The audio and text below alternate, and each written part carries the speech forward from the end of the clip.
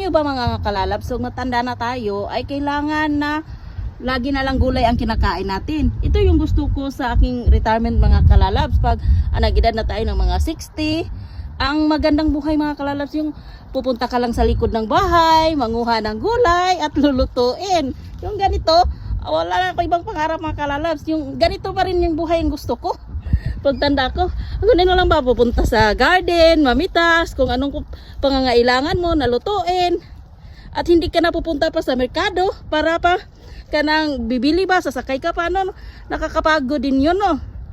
Magandang ganito lang mga kalalabs, yung mamitas lang tayo sa bakuran, ng kung ano yung mga pangangailangan natin.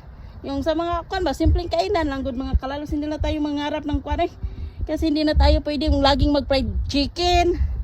At saka laging magtuyo mga kalalabs, kailangan na natin na talaga na pag nagtuyo tayo ay may partner na mga gulay. Kagaya nito, hindi na ako bibili kasi nandito lang sa aking bakuran. O ito talaga sabi ko na mister, pag pupunta tayo, pag doon tayo titira sa inyo, gusto ko talaga na may sarili akong tanim. May garden ba?